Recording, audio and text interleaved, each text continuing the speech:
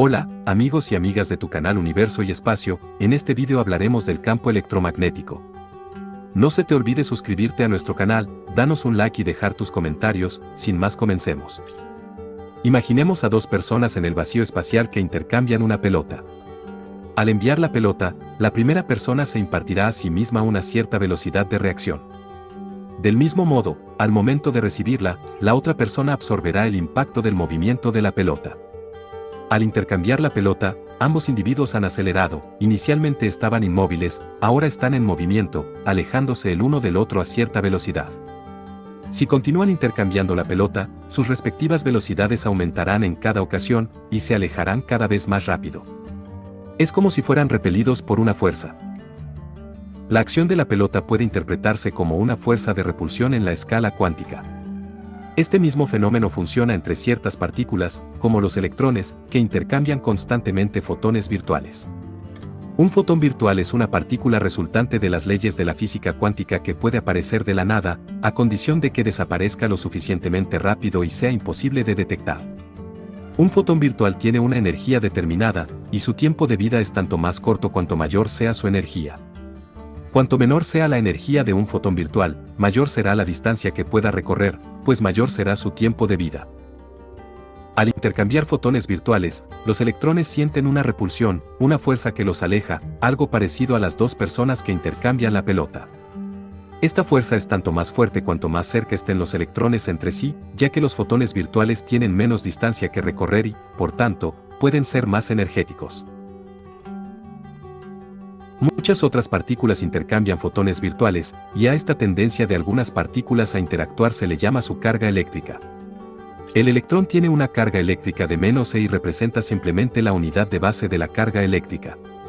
Una partícula tendrá como carga eléctrica un múltiplo de este ladrillo elemental. Algunos objetos interactúan más que un electrón. Podemos imaginar un objeto que contenga dos electrones y cuya carga eléctrica sería entonces -2e. Además, algunas partículas, como el protón, interactúan con los fotones virtuales de forma inversa. Su carga eléctrica es entonces positiva. La carga del protón es +1e. Al igual que los electrones, dos partículas con cargas positivas se repelen, pero una partícula negativa y una partícula positiva se atraerán mutuamente. Las cargas del mismo signo se repelen, mientras que las cargas opuestas se atraen. Para tener en cuenta todas estas interacciones, introducimos la noción de campo eléctrico. Imaginemos una especie de tejido presente en todo el espacio. Si ponemos un electrón con carga negativa, el campo se teñirá de azul a su alrededor. Por el contrario, si ponemos un protón con carga positiva, el campo se volverá rojo. De forma natural, las partículas escaparán de las zonas que tengan el mismo color que ellas. Una partícula neutra, sin carga eléctrica, no sentirá nada y se moverá en línea recta como si nada. Pero una carga eléctrica positiva, como un protón, será repelida por la zona roja y atraída por las zonas azules. A la inversa, una carga negativa es atraída por las zonas rojas y repelida por las zonas azules. Ilustremos el campo eléctrico con varios ejemplos. Aquí está el campo creado por dos electrones. Podemos ver, por ejemplo, que la posición central es una posición de equilibrio. Si se pusiera una partícula allí, quedaría inmóvil, un poco como una canica entre dos crestas. He aquí el campo creado por un electrón y un protón. Podemos ver que las dos partículas se atraen. El campo eléctrico forma una especie de puente entre una y otra. Finalmente, colocando una cadena de electrones en un lado y una cadena de protones en el otro, podemos crear un campo eléctrico uniforme. Una partícula en este campo sentiría la misma fuerza donde quiera que esté.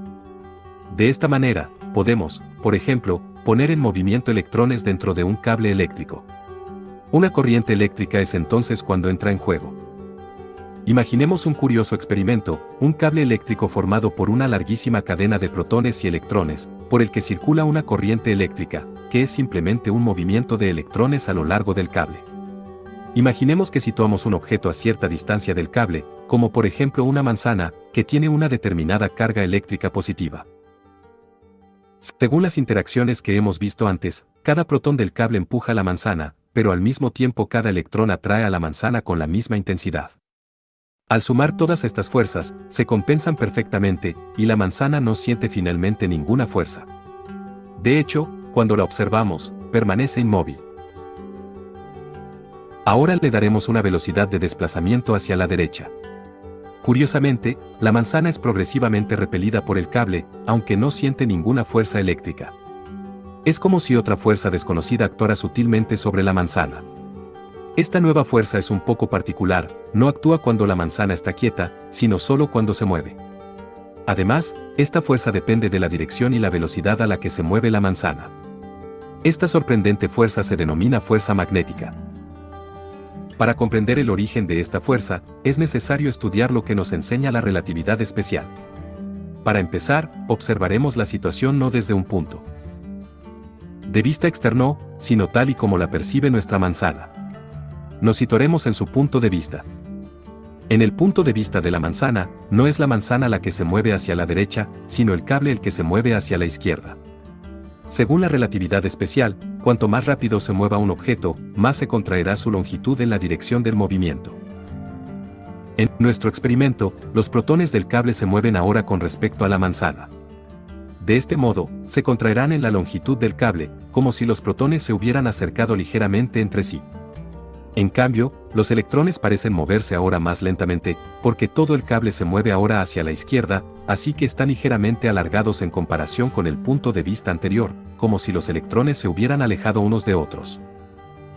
Cuando se suman las fuerzas que actúan sobre la manzana desde su punto de vista, ya no se equilibran, hay más cargas eléctricas positivas que cargas negativas. Como resultado, el cable ejercerá una fuerza de repulsión sobre la manzana, que la alejará progresivamente. Teniendo en cuenta la relatividad especial, podemos ver que el campo eléctrico generado por una carga se deforma cuando se mueve.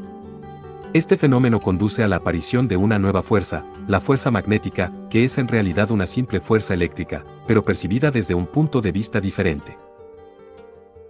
Al igual que el campo eléctrico, todos estos comportamientos pueden resumirse en el campo magnético.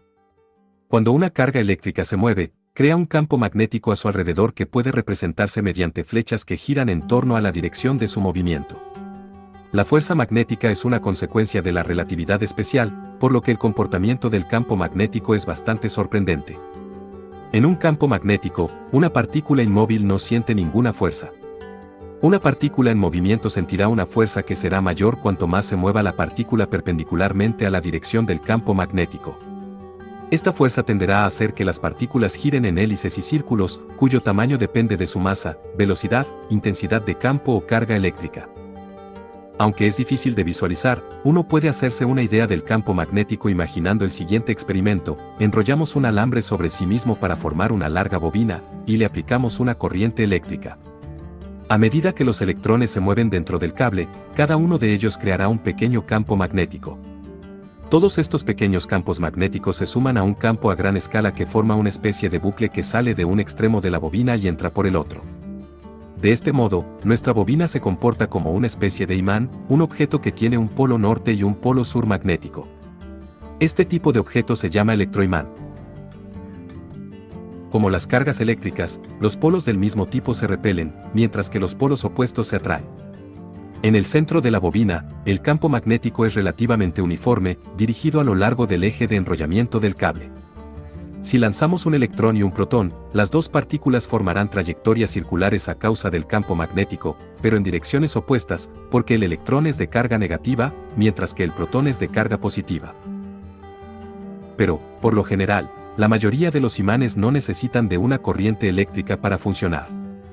Algunos imanes tienen naturalmente un campo magnético, los llamados imanes permanentes.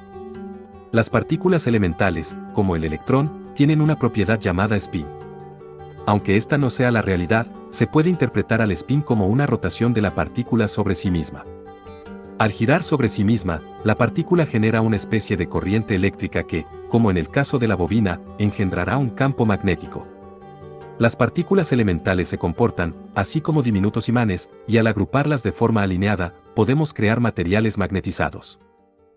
Por último, como los campos eléctricos y magnéticos son inseparables, siendo uno la base del otro, es natural unificarlos en un solo concepto, el campo electromagnético. Este campo electromagnético se comporta y evoluciona de una manera muy específica, que puede resumirse en 4 principios fundamentales, las 4 ecuaciones de Maxwell. La primera ecuación nos dice que una carga actúa como origen del campo eléctrico. La segunda ecuación afirma que, por el contrario, no puede existir una carga magnética, un objeto que solo tenga un polo norte magnético sin un polo sur, o viceversa. Un polo norte magnético siempre viene acompañado de un polo sur, y si intentamos cortar un imán en dos, inevitablemente acabamos con dos nuevos imanes más pequeños. Las dos últimas ecuaciones muestran cómo evolucionan los campos eléctricos y magnéticos entre sí. La primera de estas dos ecuaciones nos dice que un cambio en el campo magnético perturbará al campo eléctrico. Si movemos un imán dentro de una bobina de alambre, variamos el campo magnético, lo que perturba el campo eléctrico y pondrá en movimiento a los electrones.